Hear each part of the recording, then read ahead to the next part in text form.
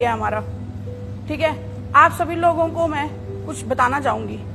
क्या बताना है ये तो मुझे भी नहीं पता, बट एक मेरी ही एक चीज है जो मैं आपसे शेयर करना चाहती हूँ। कहते हैं ना, जिंदगी का पार्ट अगर किसी से शेयर करो तो हो सकता है कुछ चेंज आ जाए लाइफ के अंदर। तो एक चीज आपको बताऊंगी, जैसे कि मैंने बताया आपको 9th क्लास करी हुई है मैंने, 9वीं पढ़ी लिखी हूँ, कोई ज्यादा पढ़ी लिखी नहीं थी।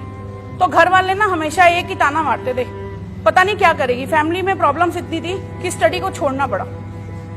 तो मम्मी पापा थे, मम्मी मेरे अब नॉर्मल थे और पापा को मेरे कैंसर हो गया था, जिसकी वजह से मुझे स्टडी छोड़नी पड़ी, क्योंकि घर में कोई भाई या बहन नहीं था उनका ध्यान रखने के लिए।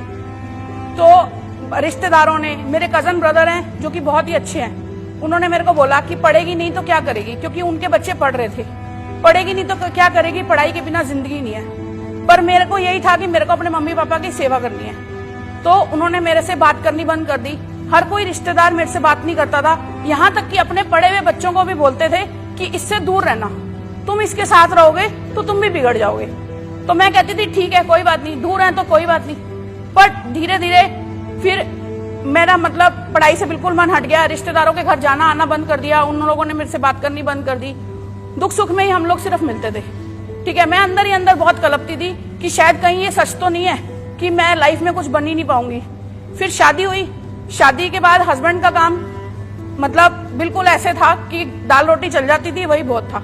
लेकिन मेरे पापा ने मेरे को 9th क्लास में एक बात बोली थी कि बेटे, मेरा कोई बेटा नहीं है, अगर तू बेटा बने तो ऐसा बनियो कि तेरे ऊपर दुनिया नाश करे, मेहनत कर, जो मर्जी कर, पर किसी के आगे हाथ मत फैलाइयो। शादी हुई, हस्बैंड का काम ठीक ठाक नहीं था, तो पापा की वो बात याद आ गई। तो यही सोचा कि अगर हस्बैंड को कुछ बोलूंगी, क्योंकि मेरे हस्बैंड बहुत ही अच्छे हैं, शायद लाइफ में किसी का हस्बैंड इतना अच्छा नहीं होगा। मेरे हस्बैंड बहुत अच्छे थे, तो पर मैंने उनका यही सोचा कि अगर ये इतने अच्छे हैं तो मुझे इनका साथ देना चाहिए। पर मैं साथ कैसे देती, क्योंकि मैं पढ़ी लिखी नहीं थी। और अपने भाई बहनों की यही बात याद आई कि पढ़ेगी नहीं तो कोई जॉब नहीं मिलेगी, कुछ भी नहीं होगा तेरे साथ। तो ये सोच के मैंने पार्लर का कोर्स किया, पार्लर का काम शुरू किया। पार्लर का काम शुरू किया तो होम विजिट करती थी, मैं घर घर जाके काम करती थी। मेरे हस्बैंड को नहीं पसंद था, पर मैं उनको ये दिलासा देती थी, कोई बात नहीं, मैं हूं ना आपके साथ, कोई बात नहीं, मैं हूं ना आपके साथ। तो कहते थे अच्छा ठीक है। पार्लर का विजिट करती थी तो फेशियल या वैक्सिंग के बाद जैसे हम लोग थक जाते थे तो वो लोग मुझे चाय पिलाते थे। चाय के साथ आप मानेंगे, पार्ले जी तो बहुत दूर की बात है, वो अपने घर की जो बासी मिठाई या कोई बिस्किट होता था वो मेरे को सर्व करते थे।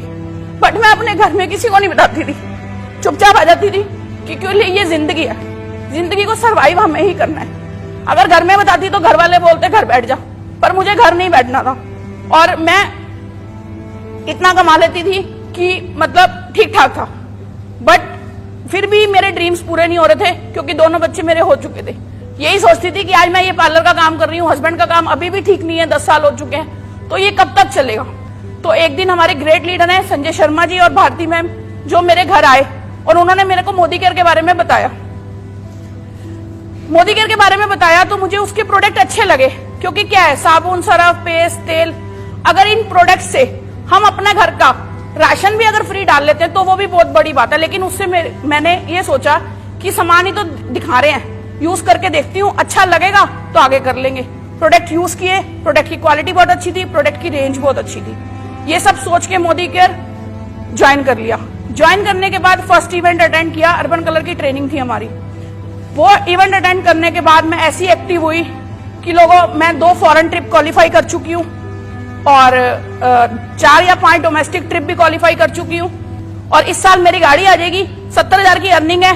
तो मैं आपसे एक छोटी सी बात पूछती हूँ, क्या आप लोग मेरे से भी ज्यादा निकम्मे हैं? अगर मैं 9th क्लास की लड़की 70,000 रुपए का महीना कमा सकती हूँ और उन भाई बहनों की अब मैं हेल्प करना, क्योंकि मेरे सपने पूरे हो चुके हैं, मेरे को 60 से 70,000 अर्निंग भी आ रही है, गाड़ी भी आ रही है, फॉरेन ट्रिप। अब मैं उन भाई बहनों के लिए हेल्प करना चाहती हूँ जो ये सोचते हैं कि हम लाइफ के अंदर कुछ नहीं कर सकते। तो आप प्लीज मुझे कॉल कीजिए अगर आपके सपने अच्छे हैं।